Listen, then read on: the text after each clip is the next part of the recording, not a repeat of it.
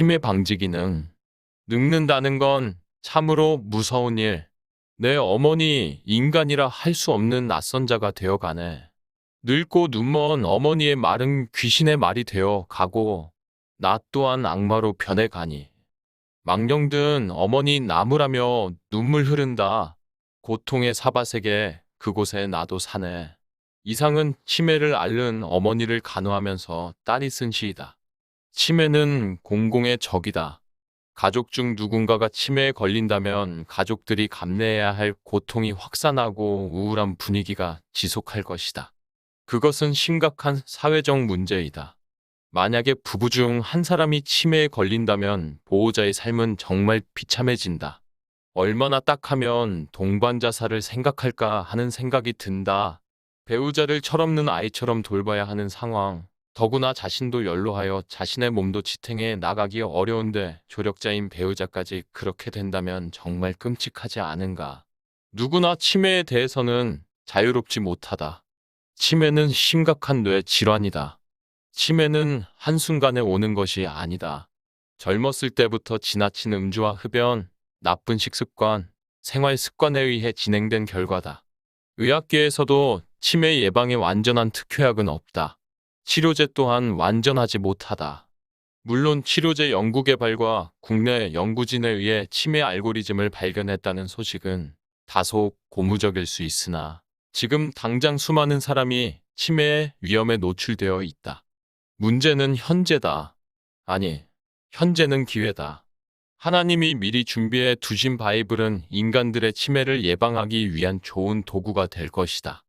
그럼 바이블을 도구로 한 치매 예방법은 어떤 것일까 소개하고자 한다. 주님 제한 치매 예방법. 첫째, 성경책을 필사한다.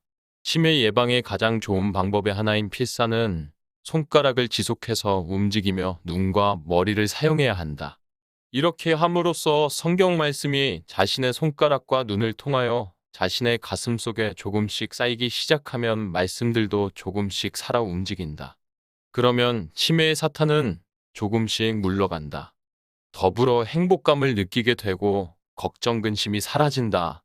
하루 한 장씩이라도 꾸준히 성경 말씀들을 써나가면 주님께서는 반드시 외면하지 않을 것이다. 둘째, 성경 말씀을 암송한다. 자신이 좋아하며 쉬운 성경 구절을 외우기 시작한다. 그동안 잘 사용하지 않았던 두뇌를 깨우기가 쉽지는 않지만 성경 말씀 자체가 은혜로 여겨지는 순간이 온다. 따라서 지혜가 생기고 만족감이 생겨난다. 그리고 발음도 좋아진다. 그래서 지속적인 암송은 자신의 복을 불러일으킨다. 마치 아주 작은 겨자씨가 심겨 처음엔 모르나 나중에는 큰 가지를 내는 나무가 되듯이 결국 말씀의 주인공은 자신이 된다.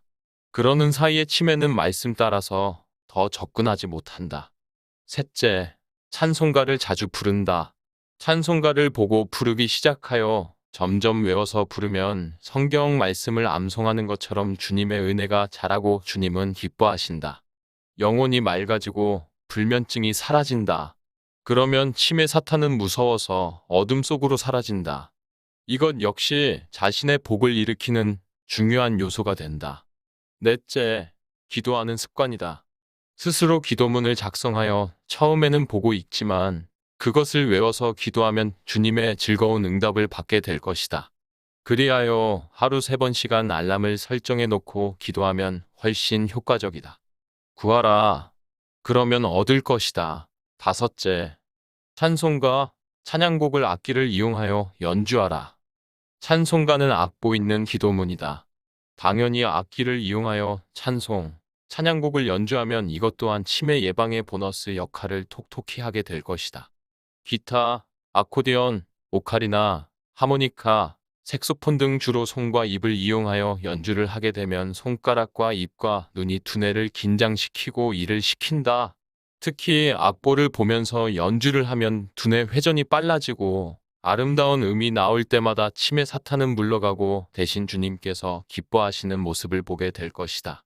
그렇게 하면 귀한 은혜도 뒤따라온다. 즐겁지 않겠는가? 이처럼 바이블을 도구로 한 여러 가지 노력은 일석삼조의 효과를 내게 된다. 치매에 대한 예방은 물론 정신건강과 믿음이 더해지고 나아가 하나님을 새롭게 만나는 계기가 될 것이며 결국 하늘나라로 입성하게 되는 자격을 얻게 되는 것이다. 이 얼마나 놀라운 일인가. 바이블은 보물이다. 늘 소중히 다루고 가까이 하면 치매에 걸리지 않고 멋진 삶을 살게 될 것이다. 꿈, 소망 실현 기능. 바이블 자체가 삶과 생명의 예언서요. 꿈 덩어리이다. 구하라 그리하면 너희에게 주실 것이요 찾으라 그리하면 찾아낼 것이요 문을 두드리라 그리하면 너희에게 열릴 것이니 구하는 이마다 받을 것이요 찾는 이는 찾아낼 것이요 두드리는 이에게는 열릴 것이니라. 마태복음 7장 7절에 8절 말씀. 하나님을 찾는 자에게는 반드시 원하는 것을 얻게 해주신다. 얼마나 책임감을 느끼고 우리를 챙겨주는지 다음 말씀을 보면 알 수 있다.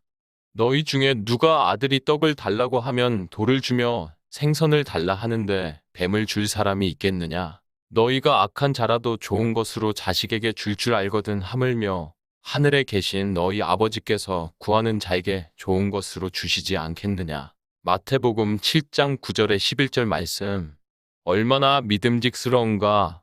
부모가 자식의 소원을 확실히 들어준다고 공언한 셈이다. 그러면 우리는 자식으로서 하늘에 계신 아버지에게 해드려야 할 것이 있다. 이것만 하면 우리들의 임무는 끝난다. 따라서 우리가 간절히 원하는 꿈, 소망을 100% 이루게 해주신다. 이것이란 다음의 말씀이다.